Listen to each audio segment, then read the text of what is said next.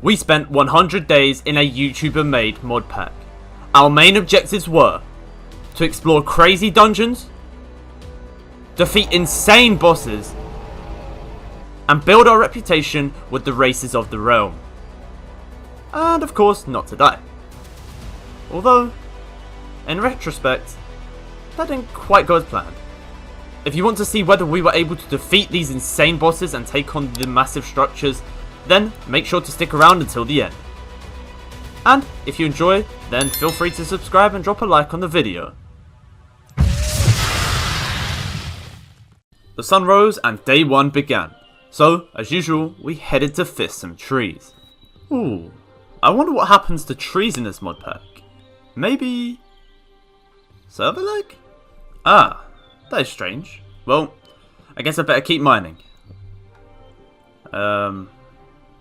Just keep mining? Oh, come on game, when does this end? It's like those box presents where they just keep— oh jeez, the whole tree has come down. I then decided to make a wooden pickaxe to gather some stone, and then headed towards a ruins portal, where in the chest we found some awesome loot and some crucial food. Now, why is food so crucial, you may ask? Well, this mod pack is heavily based around reputation and relationships, so if I kill innocent little animals, then larger beasts will attack me, such as elephants and gorillas. This whole system is very complex, so I can't really explain it all here, you're just gonna have to deal with it. Getting to the nether was probably going to take a little while, so I grabbed the magma blocks and netherrack just in case we would need them. Suddenly I heard Olly screaming for help, and so I rushed over to save him from an illager. I struck him hard, but he struck back harder, forcing me to retreat and heal before challenging him once again. Yet out of nowhere his friend ambushed me from my right, and so I had to retreat for good this time. After wandering off, I noticed a massive structure. It looked amazing, but I knew that we were nowhere near ready to take it on just yet. Furthermore, night was upon us, and the difficulty was ramping up quickly.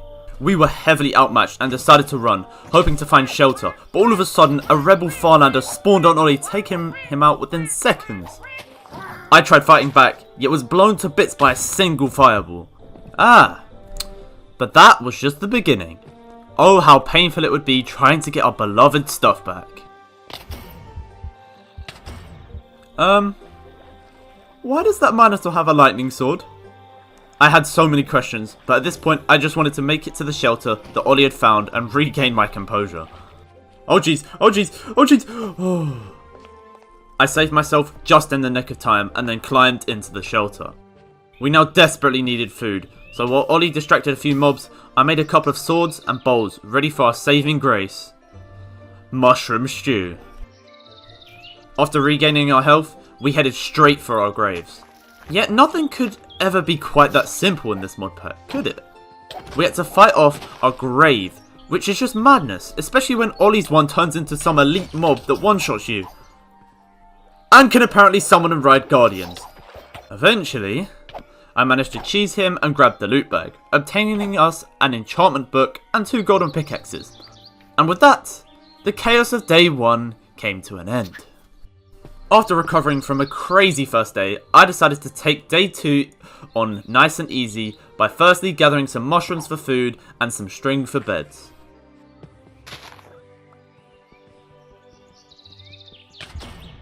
You see the absolute terror this caused me. Oh my goodness, I literally shat myself, I'm not gonna lie. However, with Olly's help, we did manage to get my stuff back relatively easily this time. Once back at our temporary base, we began making a farm for wheat as we needed food and also hemp, which could be crafted into string for beds, as our number 1 priority was making beds to escape the deadly night. The next day, we were feeling confident again, so we headed out over the big structure close to our base and began exploring. Olly actually had a gem pickaxe which was strong enough to mine the gold, emerald and diamond blocks that we found, which was a crazy good start for us. However, we did awaken an extremely strong boss called the Ferrous Wrought-Knot. Yet again, this mod pack had thrown a massive curveball, but luckily for us, Olly had managed to absolutely box him like a fish. I tried to run around the corner to safety, yet I was met by a bunch of bloodthirsty mobs just waiting to pounce on me. I swiftly made an escape route into a small cave and gathered what resources I could before returning to the base to regroup. While all of this was going on, our hemp had grown tall, and so I collected what was there and had enough for our first bed. Before sleeping, I made some iron equipment and buckets for us, so that we would be ready for the next day. On day 4, we headed into a cave opening that led to a modded mineshaft sort of thing. We made our way down and were excited by the abundance of loot that we could see around us. We looted the closest chest and found some pretty decent loot in it, and hence were eager to continue. But this modpack. This modpack. How it loves to bait you in and give you that sense of control and power, only for it to be taken away by some BS like a legendary 3-star freaking silverfish summoning skeleton. Eventually, we got overrun and I got trapped in a hole and died. I then spent the next whole day dying repeatedly, trying over and over to get my gear. Finally, we managed to get to my grave, and then I almost got one-popped by myself, which was just crazy. We managed to continue the exploration of the mineshaft, but some elite mini creepers really just said no, and put me through the pain of trying to get my gear back once again. That was enough struggle for anyone, and so once we returned, we dumped our loot and got some well-deserved rest. The following day, I needed to relax. And so, I decided to do a bit of mining. I mainly collected iron and coal from the walls of the open area, but also found some rarer resources, including some cheeky diamonds. In the morning of day 7, I made a nature's compass so that we could track down any biome in the game. You see why this could be useful, right? So we need villagers, and for villagers, we need a plains biome, and what better way to search for one than by some magic compass. Ah, there we go, a plains biome just 500 blocks away. I mean, that was pretty cool, but something cooler is me and Ollie taking on some castle thing. In the first chest, we found a cool mercenary helmet. However, things went downhill when a skeleton with an iron axe and cave spider fell straight onto my head. Yeah, I didn't stand a chance. After our grave spawned several elite versions of ourselves, and us dying several times, we finally made it to the top. To be greeted by absolutely nothing. However, there was a chest in the basement that we hadn't looted yet. So, we dug round to the side and collected some pretty satisfying loot, including some corrupted eyes which are necessary for the Ender Dragon. But the Ender's been completely overhauled, including how to actually get there, so I was still none the wiser. On our way home, we actually found a fancy little Greek building from which I couldn't leave the iron sword behind. The next day, we set out to take on the illager camps that we had found on day 1 with the hope of some good loot and also to better our relationship with villagers. This time, we absolutely breezed through it. Until we spotted a fire dragon. The fire dragon was attempting to break into the illager outpost, so I shouted to Ollie that we should rush to its nest and grab its loot. It was an extremely risky but genius move from the nutter himself. Surely a risky player like that deserves a like, mate. Honestly. The things I go through to keep you guys entertained. It's just madness. Shortly after that, me and Ollie headed down into some brick dungeon and quickly found a chest with a nice diamond pickaxe in it. There were spawners down in the dungeon which could not be broken until enough mobs had been spawned from them, making this whole process a hell of a lot slower. We eventually made it past, just for Ollie to get absolutely murkied right in front of my eyes by flipping Germazap. We genuinely spent the next 20 minutes, and I mean 20 whole minutes, just tediously cheesing this boss, until we finally took it down. Germazap had actually dropped a brilliant shield that teleports mobs away upon hitting my shield, which little did I know would come in very handy. Furthermore, killing an elite zombie dropped a treasure bag, which gave us an insane Smite 5 book.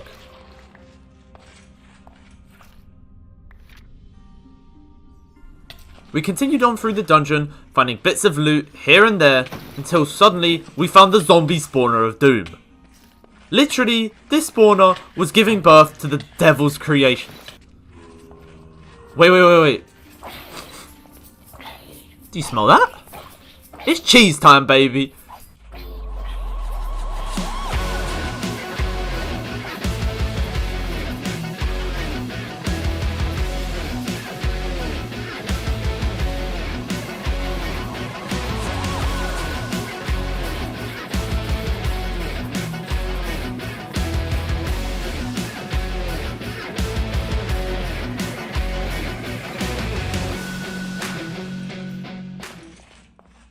After going pretty deep into the dungeon, we found an illager spawner room and a wither skeleton spawner room, from which we found a few nice books and a few ender pearls.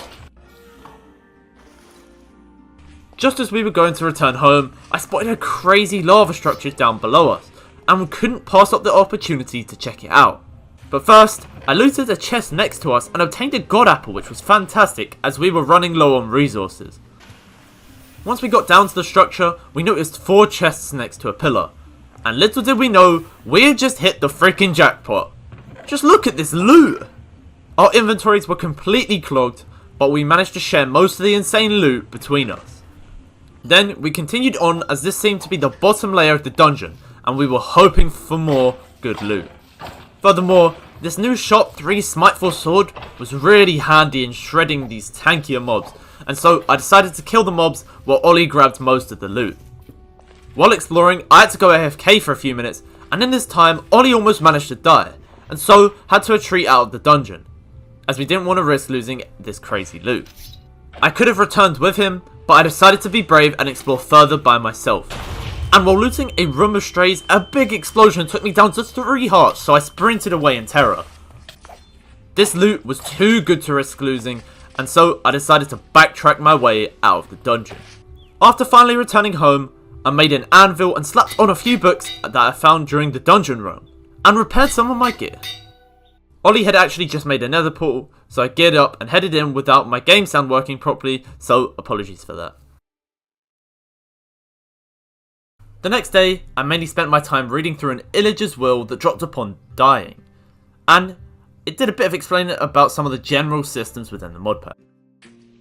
On day 15, me and Ollie finally went on that trip to the plains biome we located earlier, and actually found a very large village. However, the gods were having none of us, so I'm guessing that we haven't killed enough illagers yet? Unfortunately, I did have to kill one of the gods, as it was going absolutely sicko mode and chasing us for miles. So, instead of returning home, we headed to one of those house structure things again. In the basement, I found a couple more corrupted eyes and enough heart pieces to increase my max health by 1. It was interesting though, as this tower was a lot taller than the previous one, and so we headed up to the next floor to find some good loot, such as a dark helmet and even more heart pieces. Then, a witch dropped on us to her death, and where she dropped a rare book that I think is linked to dark magic. Suddenly, Ollie was under attack by cave spiders and died possibly the most hilarious death I've ever seen. Sorry, Ollie. While Ollie was on his way back, I continued traversing up the tower, and this poison was really starting to get irritating, as there just seemed to be a constant stream of either cave spiders or witches. And after killing at least 30 cave spiders, we made it to the top to find an explosive crossbow and 2 topaz brooches.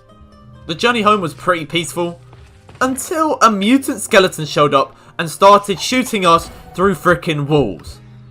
I mean, that seems fair to be honest. I was not raging at how many times this guy insta-killed me on spawn. Nah, that wasn't annoying at all.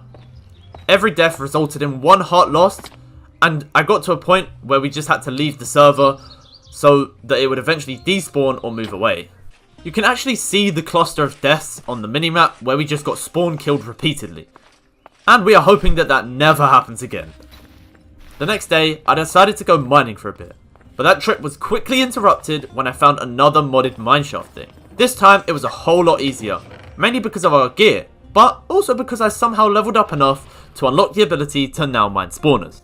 The loot here was pretty good, and we managed to get a Winter's Touch bow, some more heart containers, and an iron golem summoner. However, this iron golem was the start of Spain without the S. I accidentally hit Ollie, and hence his golem began smacking me up, so I stupidly jumped down, thinking I was safe, for it to just jump down with me, leaving Ollie away from me and me isolated with the iron golem. But this golem was so tanky and damaging that I literally couldn't fight back, leaving me dead in a very bad position. And to make matters worse, there was a legendary mimic hiding down by my gear, making it so difficult for me to get my stuff back. After lots of trial and error, I grabbed my gear. Luckily, leveling up can increase your hearts too, and so I was able to get a few hearts back before leaving the mineshaft.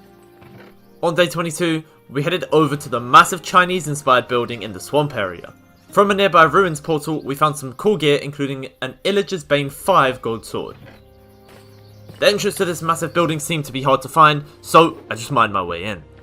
On the way up the tower, we looted lots of the chests, obtaining mainly bread, gold and emeralds, while also encountering some very strange mobs, including a wither skeleton riding a spider, and also a floating skeleton spider thing. On one of the floors, we found a nice pair of diamond boots and a decent diamond chestplate too.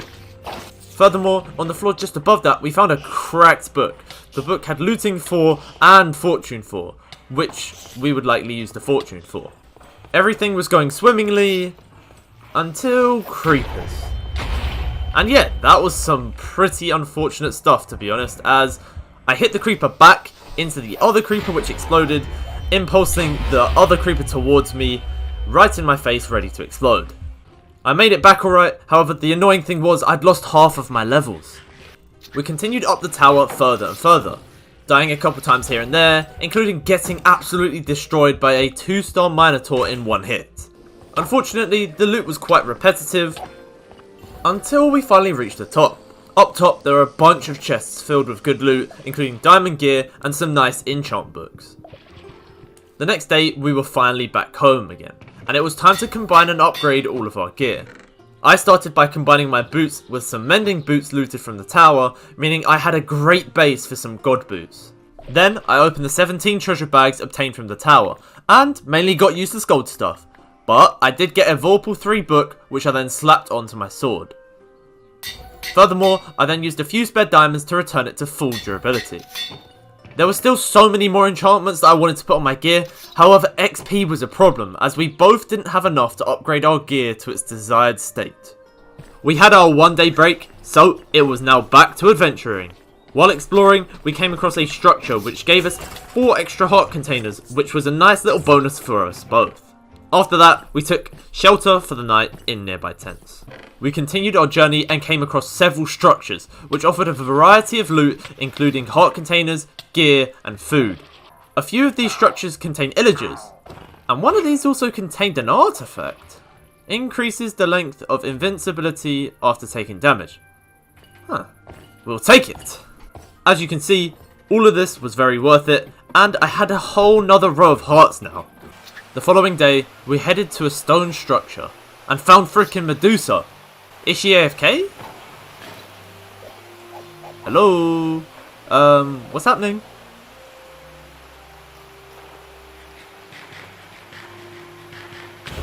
Ah, right. Okay then. Well, I headed back just to die again. And again. And again. However, we were eventually wearing her down, and Olly got the final blow, obtaining her head, which is a one-time use to turn something to stone. I finally got the chance to get my gear back properly, and as you can see, we died so many times just by looking at how many extra hearts I lost. Wait! Where's my armor? No way! Getting turned into stone takes away armor? Wow, that really sucks. This was a big low point for me and Olly, as our gear was just starting to get good too, and we couldn't find any way to get it back. We then headed home in sadness, and made a bestiary to understand more about the beasts we will encounter within the world. For example, we actually could have made a very simple blindfold, which would have helped us not get turned to stone and lose our gear. The next day, we put on some mediocre gear to cover up our sadness from the loss of our armor. Olly then handed me some red home gem, where if you hold right click, it will teleport you back to where you last slept. And this is so useful for returning quickly from explorations, and overall, what a great discovery by Olly. We then headed out to take on a fire dragon. I crept closer and closer to the dragon, until it decided enough was enough and started obliterating me. Luckily, I escaped on very little health with the help of a golden apple. We waited around for quite a while until we finally had a good angle on the dragon, hence we began taking it on. The fight was a lot easier than expected, especially after seeing how quickly it was demolishing me earlier. After rising from a quick night's rest, we headed far northeast and actually came across another dragon. But this time it was an ice dragon. This dragon's breath was just as deadly as the last, but this time it slowed and left harmful ice spikes everywhere. Thankfully, with the help of Ollie and my bow, we took it down again with relative ease and collected its scales and bones. As we continued our journey, we came across an illager camp, which we used to get even closer to being able to trade with villagers. There were a couple of beds in the camp, and so Ollie and I took refuge there for the night. The following day, we explored even more, finding a tiny illager camp as well as a graveyard area, from which flipping ghosts came out of. Luckily, these ghosts didn't have much health nor deal that much damage.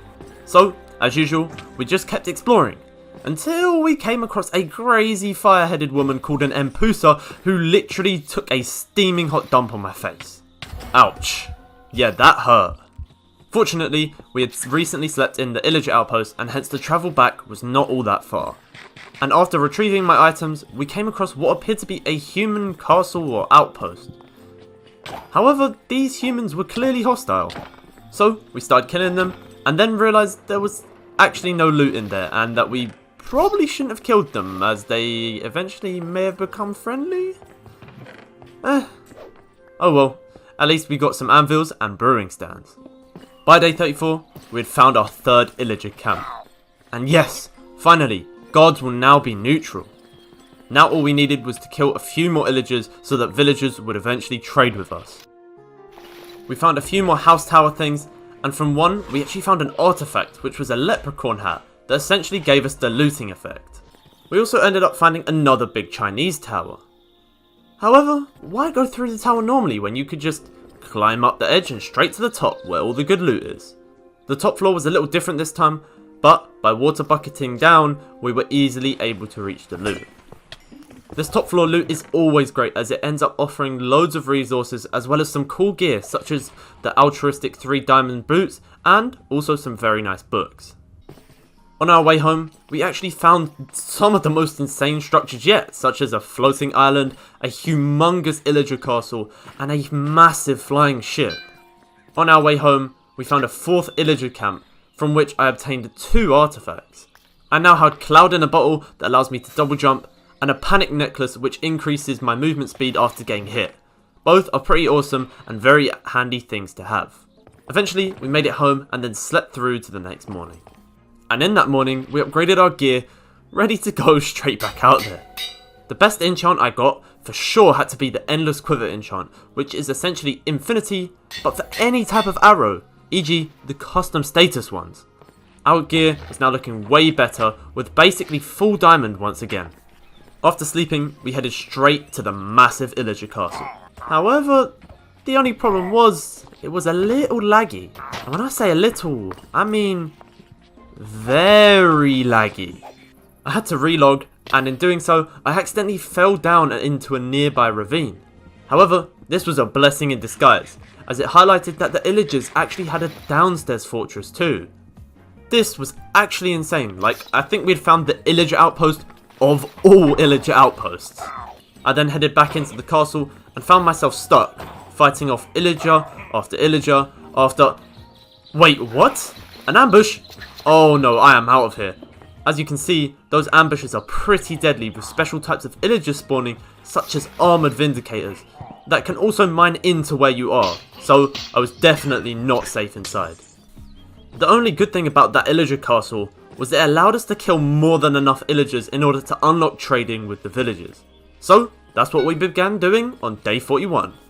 However, we soon realised that just trading with them wasn't going to be the way, and hence we needed to spend the next 8 days making an area for the villagers to get jobs, but also to breed as well. Furthermore, we got ambushed a few times, but with the help of Ollie and some village guards, we easily took them out this time. Once the main structure of the build was complete, we started trading with the villagers, especially the Fletchers, as they can turn 32 sticks into emeralds. Also, one thing to note is that the more you trade with the villager, the better trades that they can give you.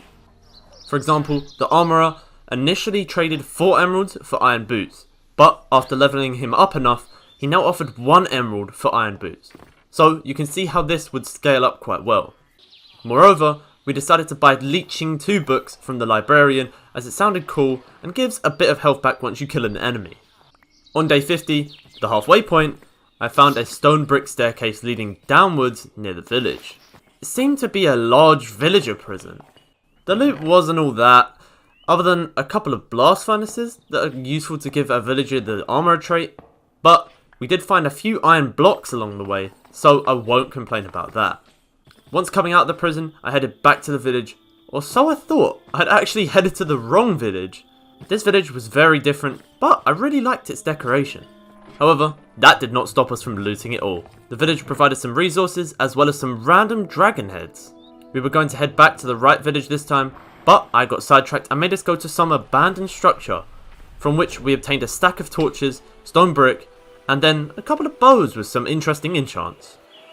The next day, I got on a little late to find a zombie boss called Lana just waiting to kill me.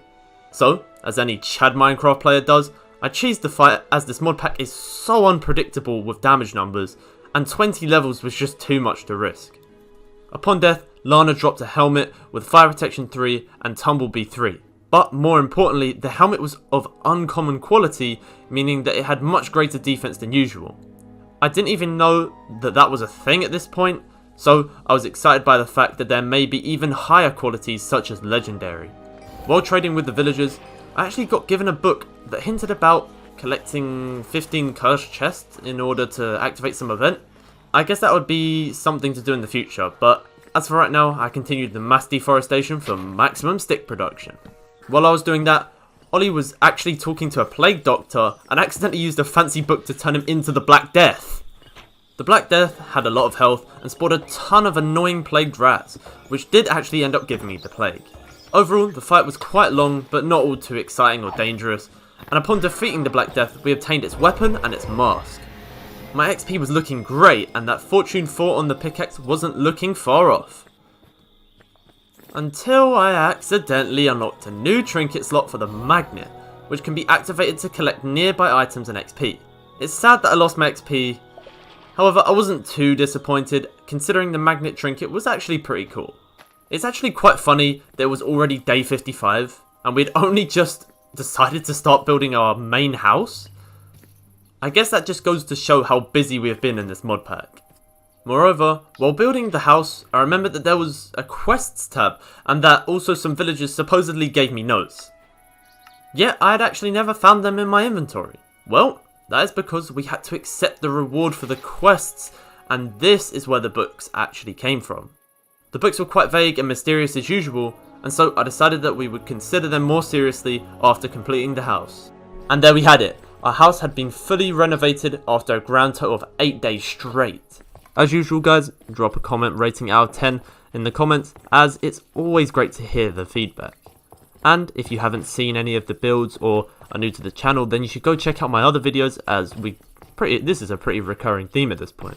The only part that wasn't finished was the downstairs, where there would be a storage room, and also where Ollie was currently experimenting with the rat mod that can be used to automate resources. So I then spent the rest of the day clearing out a space for the storage room. The next day, Ollie and I took a trip back to the original base to begin moving a lot of our items over. This is really where the home gem came in useful. On day 65, I resumed work on the storage room, and was just chilling when suddenly Ollie got ambushed by a bunch of illagers once again. So I swiftly rushed up to help him out. I got some big hits in when I randomly got blindness from one of them for a whole 15 seconds. I had to temporarily retreat, and once the blindness wore off, I headed straight back in to stop them sieging our newly made base. Eventually, we managed to take all of them out, but they really managed to smash up some of our home. So, repair time it was. Furthermore, I soon noticed that some of my gear was looking a little low on durability. Hence, I spent some precious levels repairing them back to max durability. My work for the storage room continued into the next day, and I ended up with a layout that I was pretty happy with. All that was missing was some walls, more chests, and some item frames to label the chests. Recently, I had noticed a villager constantly roaming around nearby the base, almost as if they were being drawn to me by a higher power. I had ignored it at first, but then I had an epiphany. There was ultimately one and only one reason why this was happening.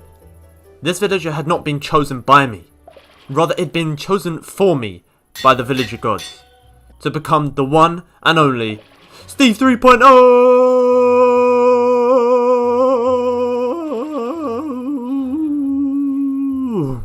I know that any of my OG fans already know what is going on here and must be dancing in their room right now, as the excitement that Steve 3.0 brings to the table cannot be held in by any of my loyal fans.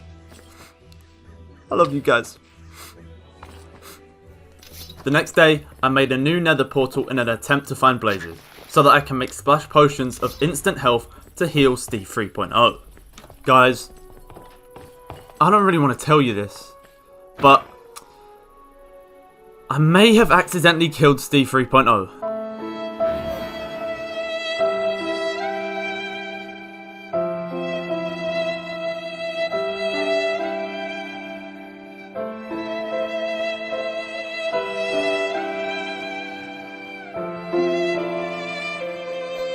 Yes, I know, I'm sorry.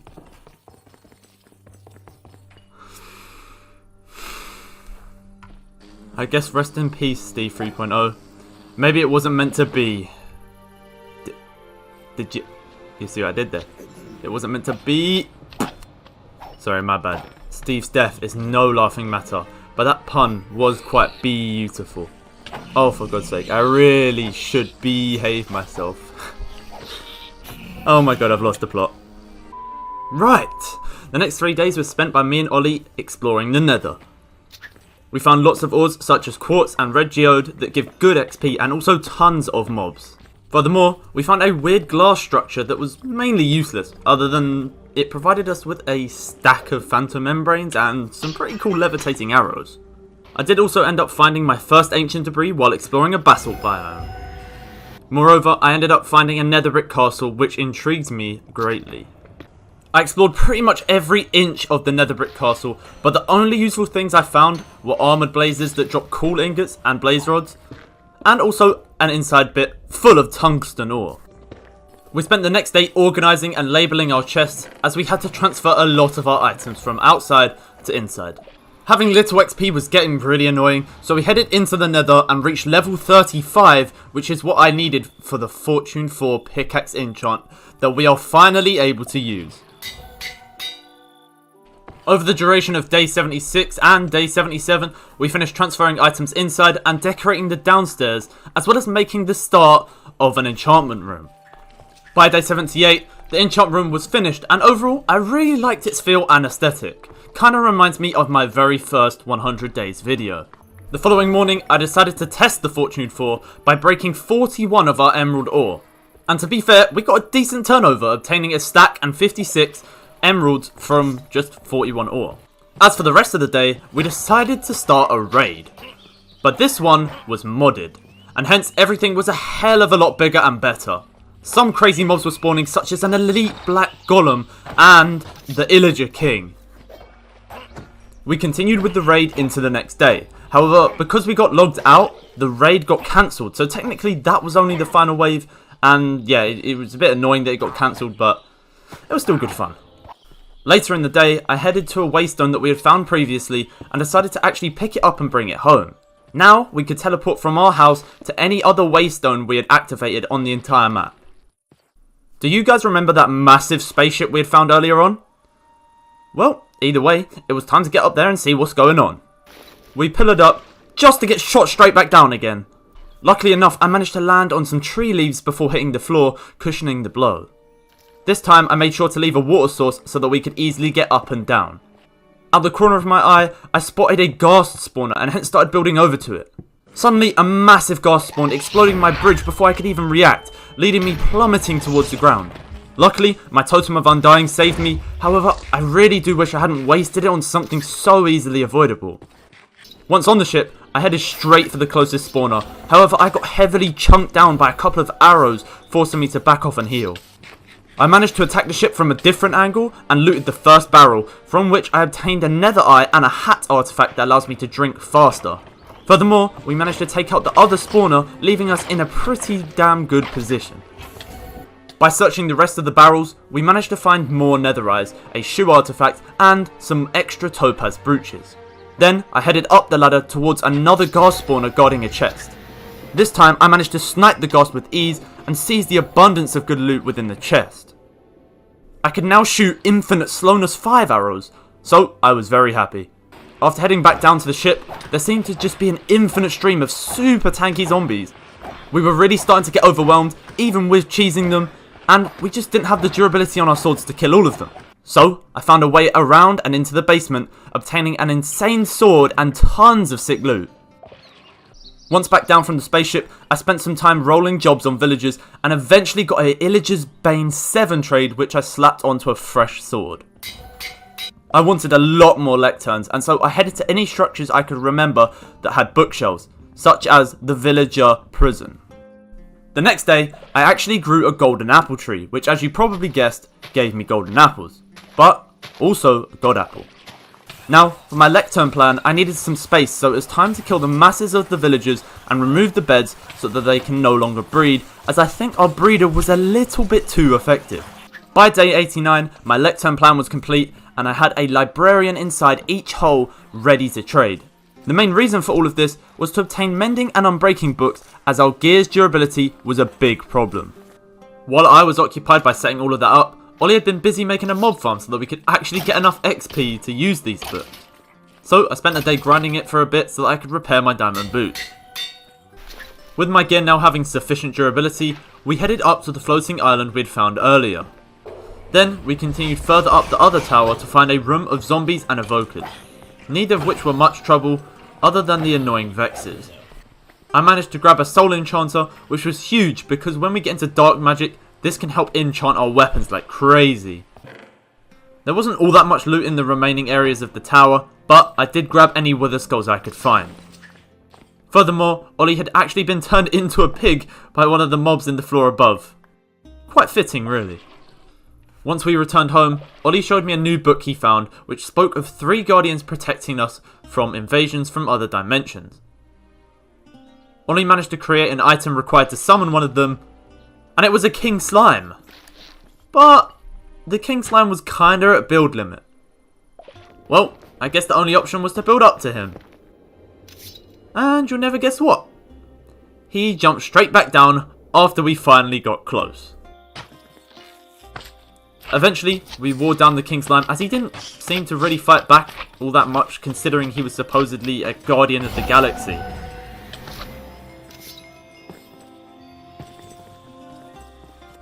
His defeat resulted in us both obtaining a loot bag from which I got a slime pet that I can toggle on and off. Pretty cool. Later during the day, I found a band of illagers nearby the house and hence decided to take them out. Then, me being the donut that I am, I completely forgot that I had a bad omen and running straight into a village would start a raid. So, for the rest of the day, me and Olly had to fight off a big ass raid. The final wave was getting really hard because there was a big redstone golem and starred ravagers, both of which hit like trucks. However, upon completion we did get a cool achievement and a hero of the village buff, meaning that the villagers would trade much cheaper with us for the buff's duration. Furthermore, the raid had absolutely battered our gear's durability, and so I had to go spend all 28 of my levels in order to repair my bow to full and also improve my leggings. On day 95, we started reaping the rewards from the hero of the village buff by trading all of the sticks we possibly could and then using these emeralds to level up librarians in the hope of some decent books. I was really confident that there would be an easy way to strip enchantments from items, and what do you know? You can craft tomes of scrapping.